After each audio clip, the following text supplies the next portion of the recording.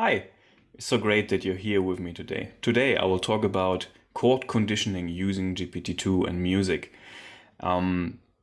Before I do so, please be so kind, subscribe to this channel. If you're curious, if you have any questions, leave a comment, and always I would be happy if you'd also like this video. This year is very interesting, and this is something that keeps me busy right now. I'm currently training a deep neural network, GPT-2, on a lot of MIDI files. At most, roughly 400,000 songs. A little less, but it's the direction that we took. Almost 400,000 songs. Currently training on an NVIDIA DGX2 with 16 GPUs. It has been training, I think, for 2 days now in a row, and it's going to train a little bit more for the next 7 or 8 days. So I'm very excited about that. Well, I don't have to do anything except for watching what's going on here, and I just do this occasionally. I'm an old deep learning man, so I'm very patient when it comes to deep learning training, so I don't check it every second. While it's training, I occasionally, to test the capabilities of my neural networks, I drag the checkpoints of the server and try them on my local machine. I've prepared something here. This is a tiny little notebook where I can actually test the neural networks that I'm training. So today it's about chord conditioning. When you think about it, in music, there are so many ways how to compose music. There's one way which is very elegant and very effective. And this way is that you pick a chord progression in a sense that you have symbolic chords. And you would think about which chords to use, how to put them in time, and then you would take those and fill in the blanks. And the blanks would be, you add some rhythm to it, you would also add some melody to it, you derive all your accompaniment from those chords that you have. It's very straightforward, again, very effective. And what I taught my AI is that it can condition on chords. So the overall idea is, I would not only ask the AI, come on, generate some music and some drums. It would also allow me to ask for use a certain chord progression. Let me give an example. Here's a chord progression that I think a couple of you people already know, the 4 chords of awesome, where people say, well, you only need 4 chords in order to survive pop music. In order to come up with a hit, you just need those 4 chords. Well, you have to take it with a grain of salt, but it goes in a certain direction. And those 4 chords of awesome are C major, G major, A minor, and F major. Beautiful chords. So I have them here, and now I show you what's going to happen is that I ask the neural network, take those 4 chords and turn them into music. Here's an example I've just generated a moment ago.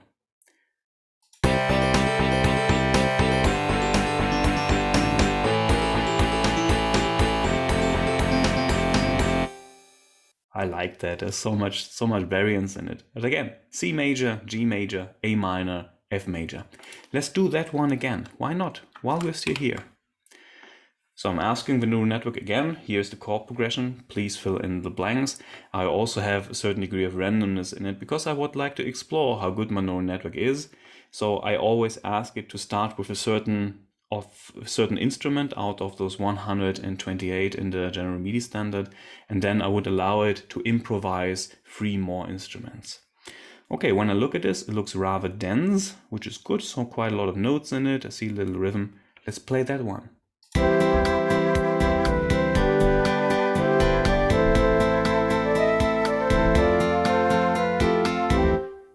There you go. If you remember well, still vibes with you, this is the same chord progression that we have used previously: C major, G major, A minor, and F major. Let's change it slightly. I've prepared something here. Wicked Game, Chris Isaak, beautiful song.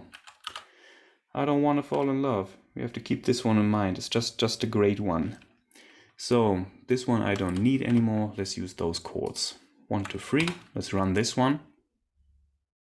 A minor, G major, D major, and D major. Slight deviation from what we had before. Different chord progression. And I think you get the idea that, well, I can just think about a chord progression or look one up on the internet, And then I'll ask the AI, well, take those chords and then generate some music out of that. Again, composing, one instrument, 22, decided by a random process, and I will ask the AI to improvise on those. Let's listen to that one.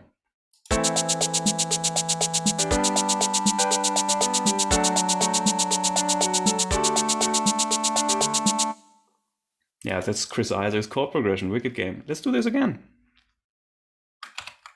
Why not? That's what the AI is good for, that I can always ask it, please be so kind.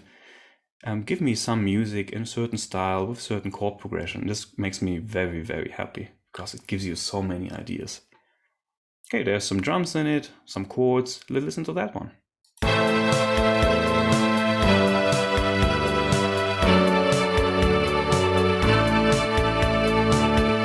A little variance in it. I like this a lot. Okay, let's add a little bit more to that. So here, what you could also do is start with a chord. So I provide only one chord, and I would ask the AI first, come up with a chord progression that begins with that chord, in this case B minor, and then finish the entire chord progression, and then compose some music on top of that chord progression. Let's do this. So AI already made a decision. It's B minor, A minor, E7, E major, A minor, F major 7. So this is going to be very, very interesting. I picked a couple of instruments as well. Let us listen to that one.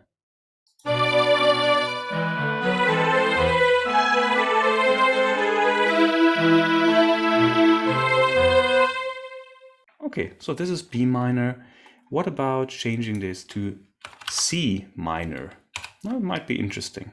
Again, please come up with something interesting. The suggestion by the AI is C minor and then C minor 7. So there's one more note. Again, C minor 7 and then G sharp major 7, C minor 7, G minor 7. This is quite complex. Let's listen to that one.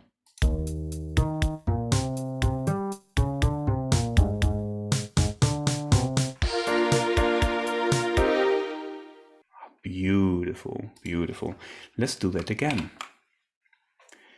C minor, C minor, C minor, C minor. The AI has spoken. This is the current direction. Let's see where we are heading. Composing 1, 2, 3. Currently working on the 4th instrument. We'll have a second left and then we can listen to what's happening here. And I find this extremely amazing because it gives you a certain degree of control.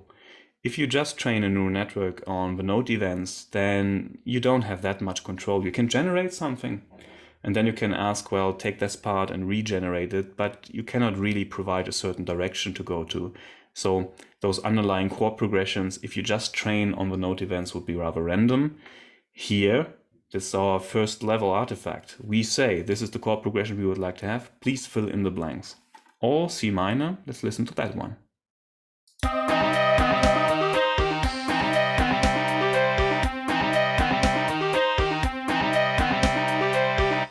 I'm getting inspired. You have to think about like where to put that one. Let's do another one. Why not? D major. Let's start with that one. Interesting. I suggest D major. AI continues with B minor 7, E major, A major 7, E major, A major 7, E major again. A couple of instruments here. Let's listen to that one.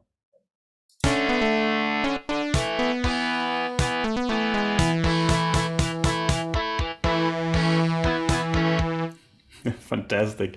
You can easily imagine this gives you so much power to control the generation. It's almost like you ask a musician, can you please do this and that as a chord sequence, and then you would get the progression filled in with melodies and rhythm. So it's quite fantastic.